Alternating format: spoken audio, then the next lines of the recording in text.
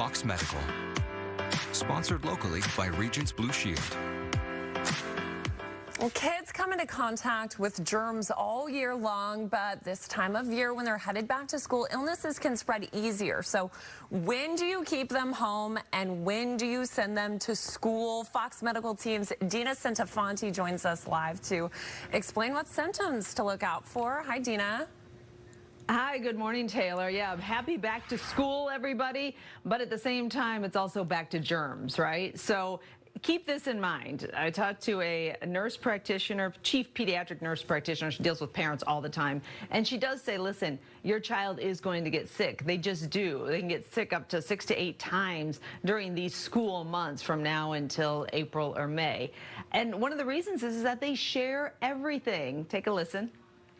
When you put them in an environment and they're all together and they're not necessarily washing their hands with soap and water, or they're touching shared equipment, things as simple as a shared computer, a basketball, door handles, and they're not very aware of how germs spread, it can become an issue. They're also sneezing. Sometimes they don't catch that sneeze in the crook of their arm, or they catch it in their hand and they don't wash their hands as well.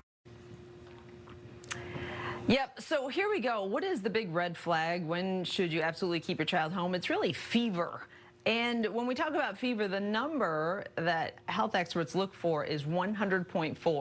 100.4 or higher, that's usually keep the child at home, and then keep them home until they are fever-free for 24 hours. And it has to be fever-free without any helpers, without any acetaminophen or ibuprofen. So that's something to keep in mind. Also, there are some more severe symptoms that you should watch out for.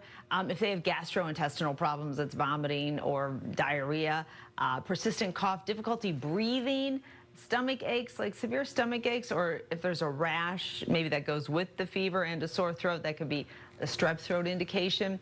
So all those things mean keep the child home, but also, just try and teach them, try and remind them to keep their hands away from their eyes, their nose, and their mouth, because that is where the germs get into their bodies. So whether it's the little kids or the big kids, a good reminder about this is why we are washing our hands so much, and this is why we're keeping our hands away from our face.